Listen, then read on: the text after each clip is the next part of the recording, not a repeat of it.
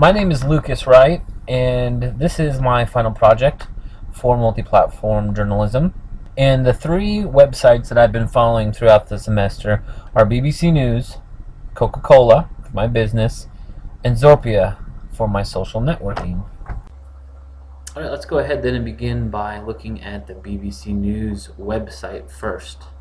Here you can see the home page with a nice header at the top breaking down the different regions and also the different topics of news. There are some ads on the side here, which a bit, but as you can see, once again, you can pick the region, you can pick the topic, and let's take a look at one of the stories here. One thing that's recently changed is just a few weeks ago, keeps changing, and it looks like this comment section is no longer here. That's something we talked about in our discussion. I believe it was like week 9 or 10. That has it's gone now.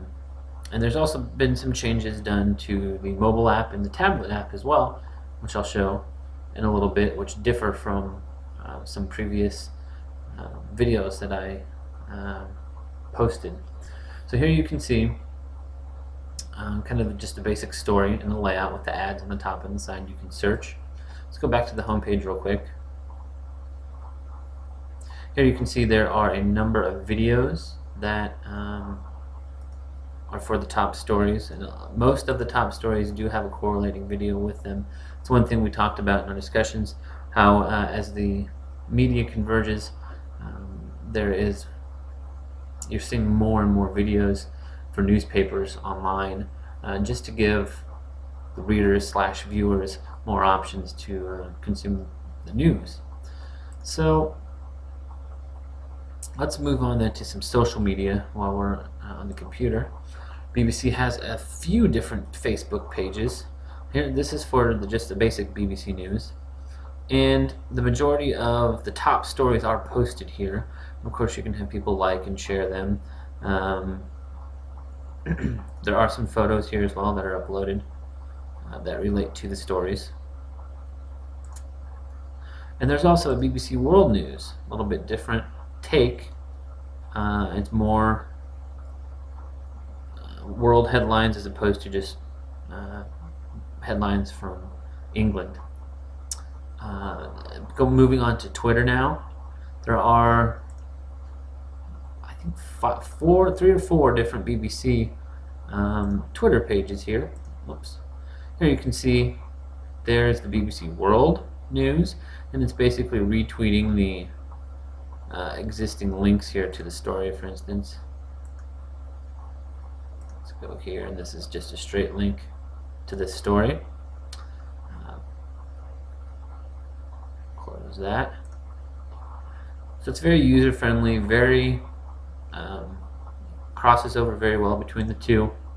Here's BBC Breaking News, and finally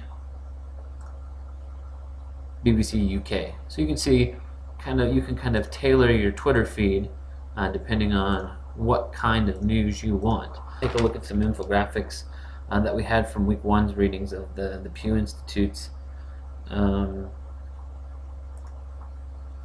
guess it's just the review of the media. Here you can see there is quite a bit of overlap for people that use these devices. 27% get the news from mobile devices, such as smartphones and a tablet. 51% of smartphone users get their news from mobile. It's not shown here, but it's a stat that was in an article. 23% use multiple devices, and as you can see, 34% use desktop, laptops, and all three basically to get their news sources from. Another interesting infographic here is that online continues to dominate the growth for all news media. In week 4, Jack Lochner talked about millennials, which is the 18 to 29-year-olds. Their use of social media to find news is very important. So that's why with the different Twitter feeds and the different Facebooks, the users can kind of tailor their wall feed or their news feed on Twitter. We also talked about how, especially for tablet usage, after 10 p.m. is kind of the highest peak time when tablets are being used. And tablets are also being used a lot more for longer readings, so that would be perfect for here. If you go to the BBC magazine, these are more sort of feature stories that are kind of more at length. That would be perfect for reading on a tablet. Now, before I move on to the tablet and mobile version, I did want to quickly mention that for BBC News, the readership is basically anyone who is interested in news, whether that be kids, teens, young adults, older people. It's basically anyone who has access to the web, any of these mobile devices, etc.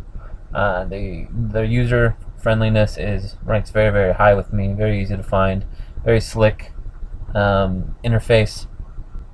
And as far as a 2-year plan for business, one thing that a lot of news agencies are doing right now are partnering with large tech corporations.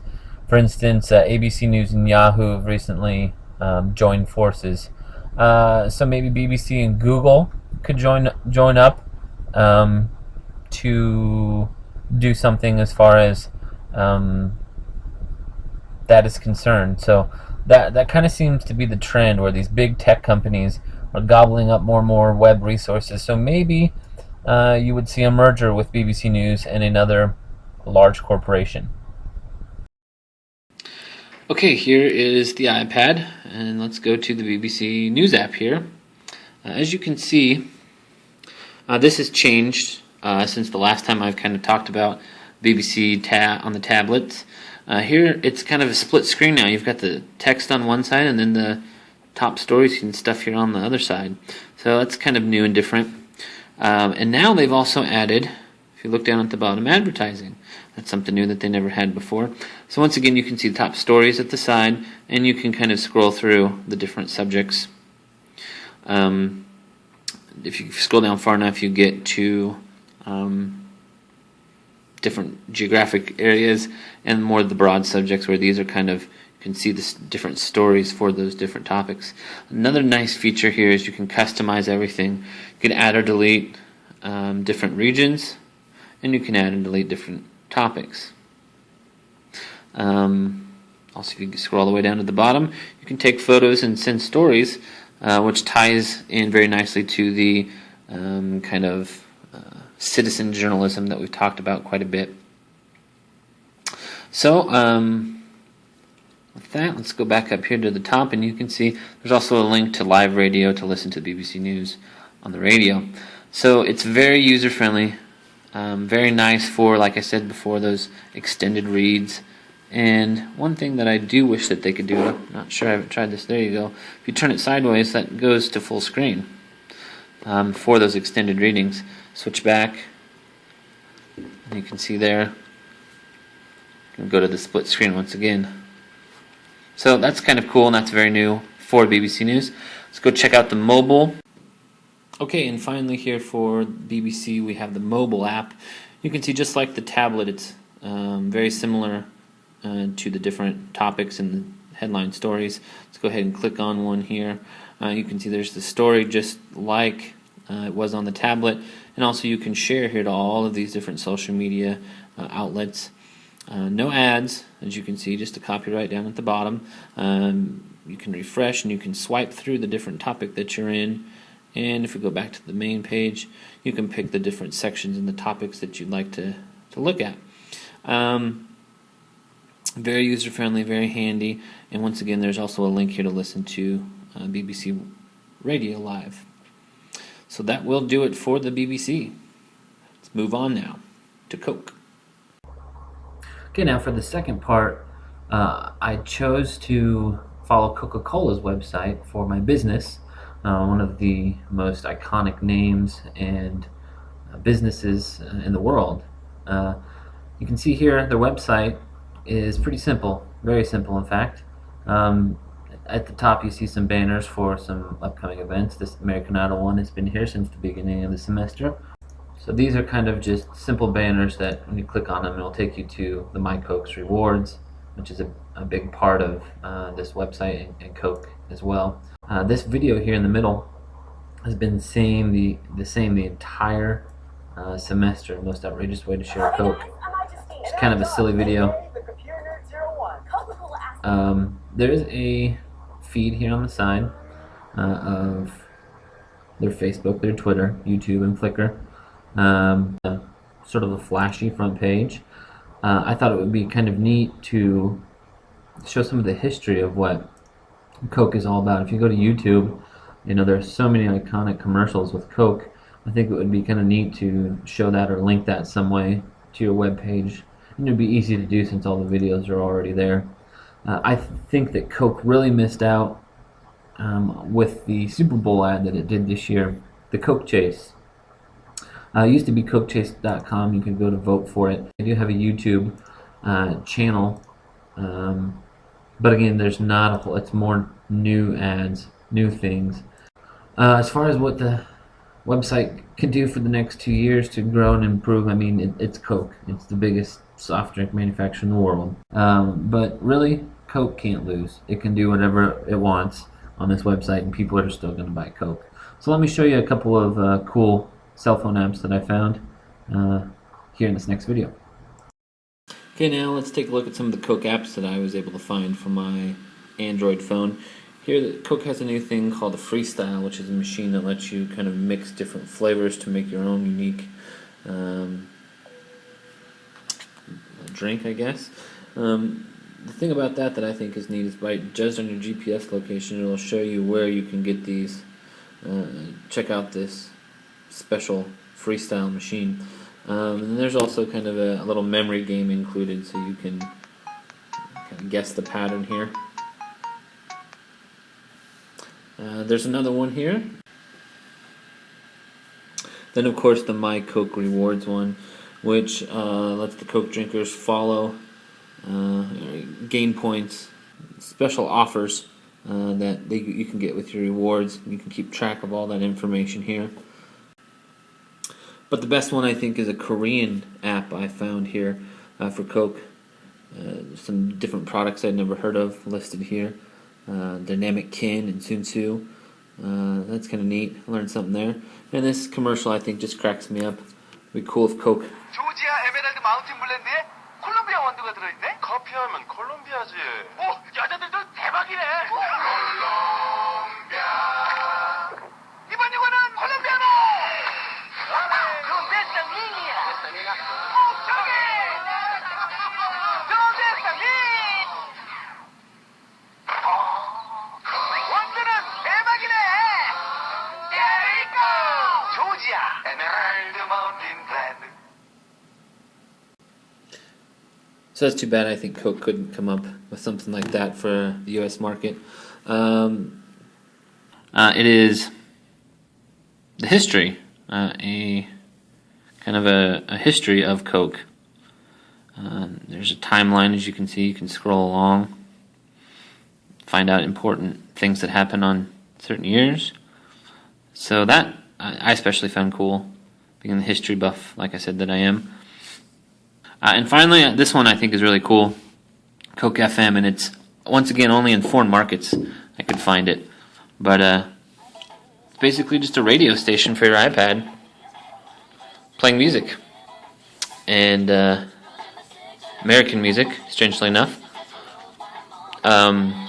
So, kind of a cool thing about this is it'll keep playing in the background while you do other things. Okay, and finally here for Coke, we're going to touch on their social media. You can see here there's their Facebook page. And as you can see here, it's very light, very fun. For Earth Day, they have something here. I think I saw one for Tax Day. Just kind of some silly pictures, and this, don't know if it's true fact, it says Coca-Cola is the second most common word in any language.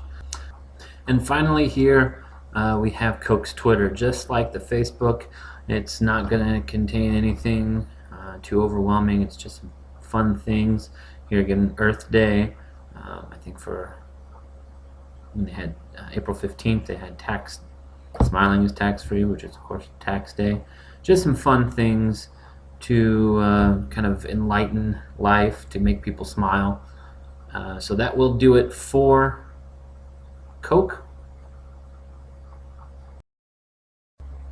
Okay, last and unfortunately very least, we come to Zorpia.com. I had some high hopes for this website, kind of judging by the searches that I'd done online for it, and just by the front page here, it kind of looks like a cool, fresh place to network with individuals, maybe. But unfortunately, it seems to be nothing but a dating website. Went ahead and I signed up for an account. I activated everything, and once you get inside, you can see here you're kind of just faced with a bunch of different pictures of individuals, all looking to meet and or hook up or date or whatever. I find that very disappointing. It didn't come across that way at all on any of the research that I'd done. And from the initial front page, here you can see there are some prompts for some social networking sites, Facebook, Twitter, and Pinterest. No wall to post things. You simply have a bio page, essentially, that you can post a few pictures about them. You can add them as a friend, and then you can message them, and that's about it. See people who visit your profile, ones that you're interested in. Basically just a very, very simple dating website, and I was pretty disappointed. I guess my advice for the next 2 years would be to either become a full-fledged dating website with tools to help individuals meet up, or change everything. My personal advice would be to do the latter. Change everything. Or find some niche where you can fit in and properly do that. Like I said before, really not the social networking site that I'm used to with Facebook, where you can share more things. As you can see right away, it's more straightforward about being a dating site. Asks me my gender and what I prefer. So right away we're given a whole bunch of different tiny pictures, thumbnails of individuals, and you can see it gives you their information, where they're at, some extra pictures of them down here at the bottom, it looks like, and also, let's see, let you view their profile. Let's go back. These options, you can either message or block this individual, and if we go back yet again, it's going to prompt me to sign in, and you can see now if we click on one of these people, we can send a message and converse with them. But I guess one thing you can't do is narrow down your search field by age, by location, anything like that. That would be something I guess would be sort of handy in this situation. You're just kind of up to the computer to decide who's closest to you and who meets your standards or whatever. Okay, in conclusion then here, I think you can see through comparing and contrasting all of these websites and their various apps and mobile devices that the user friendliness ranks pretty high amongst all three of them. The target demographic is somewhat different for the three. BBC News is kind of looking for, I would say, the 18 to 45 and older demographic, people looking to stay informed and up to date on current news. Coca-Cola basically exists for fun, for their basically it's there to let the fans and the people who enjoy Coca-Cola to have some sense of loyalty and some source of belonging. Zorpia, on the other hand, I would say is targeted for the 18 to 40 range, for people looking to date. All vastly different, but I would tend to say in conclusion, user friendliness and the way in which people interact with the websites and the apps ranks very high. So that will do it. Thanks for watching.